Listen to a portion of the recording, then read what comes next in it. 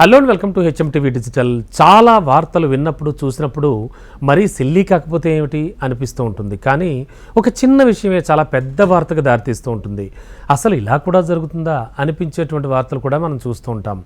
అలాంటి వార్త ఇప్పుడు ఒకటి మీకు చెప్తాను.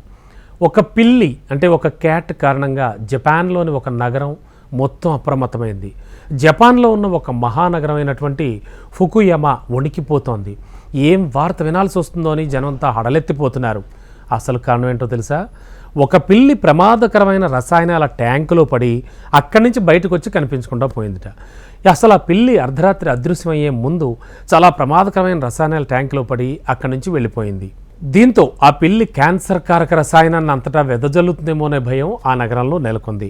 జపాన్ హిరోషిమాలోని ఫుకుయమా అధికారులు ఆ పిల్లిని వెతికేందుకు పెట్రోలింగ్ను మరింత పెంచడమే కాకుండా ఆ పిల్లి ఎక్కడ కనిపించినా అప్రమత్తంగా ఉండాలని ప్రజలకు హెచ్చరికలు జారీ చేశారు. అయితే ఆ పిల్లి చివరిగా రసాయన కర్మాగారం నుంచి బయటపడినట్లుగా భద్రతా ఫుటేజ్లో కనిపించింది. ఒక కార్మికుడు ఆ పిల్లి పంజా గుర్తులను గమనించి దాన్ని ఉన్నతాధికారులకు తెలిపాడు. ఆ పిల్లి కంటుకున్న రసాయనం చాలా ప్రమాదకరమైంది. దాన్ని ముట్టుకున్నా లేదా పీల్చిన వెంటనే శరీరంపై దద్దుర్లు, వాపు వచ్చి తీవ్ర వ్యాధికి దారితీసేస్తుంది. హెక్సావాలెంట్ క్రోమియం లేదా క్రోమియం 6 జూలియా రోబర్ట్స్ నటించినటువంటి 2000 చలనచిత్రం ఎరిన్ బ్రోకోవిచ్లో క్యాన్సర్ కారక రసాయనంగా ఇది ప్రసిద్ధి చెందింది. నిజ జీవిత చట్టపరమైన కేసు ఆధారంగా ఈ నాటకీకరణ గ్రామీణ కాలిఫోర్నియా సమాజంలో నీటిని కలుషితం చేస్తుందని ఆరోపించబడిన ఒక యూటిలిటీ కంపెనీకి వ్యతిరేకంగా నామమాత్రపు కార్మికుల పోరాటంపై దృష్టి పెడుతుంది. ఇది దాని నివాసితుల్లో క్యాన్సర్ మరణాల స్థాయిలను పెంచుతుంది. US centre for disease control and prevention CDC ప్రకారం ఈ పదార్థం కళ్ళు, చర్మం, శ్వాసకోశ వ్యవస్థకు చాలా హానికరం.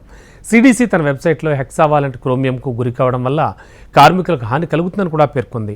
ఎక్స్పోజర్ స్థాయి, మోతాదు, వ్యవధి చేసే పనిపై ఆధారపడి ఉంటుంది. ఈ పదార్థానికి గురైన తర్వాత పిల్లి ఎక్కువ కాలం జీవించగలదా అనే సందేహాన్ని కూడా నిపుణులు వ్యక్తం చేస్తున్నారు. అయితే కొంతమంది నిపుణులు చెప్పేది ఏమిటంటే పిల్లి అనేటువంటి అంటే క్యాట్ ఒక మామూలు యానిమల్ సాధారణంగా తన ఒంటిపై ఎప్పుడూ కూడా తన నాలుకతో నాకుకుంటూ ఉంటుంది. బాగా నాకుతూ అది ప్రతి పార్ట్ని శుభ్రం చేసుకుంటూ ఉంటుంది బాడీలో. మరి ఇటువంటి సందర్భంలో అటువంటి రసాయనంలో ములిగిన ఆ పిల్లి ఆ రసాయనాన్ని నాకి ఎప్పుడో చనిపోయి ఉంటుందని అంత బెంబేలు పడాల్సిన అవసరం లేదని కూడా చెప్తున్నారు. మొత్తం ఒక రాష్ట్రాన్ని అప్రమత్తం చేశారు అంటే ఆ పిల్లి చేసినటువంటి పని చూస్తే అంతా ముక్కు మీద వేలు వేసుకుంటున్నారు. నెటిజన్స్ అంతా కూడా తలో రకంగా స్పందిస్తున్నారు ఈ వార్తపై.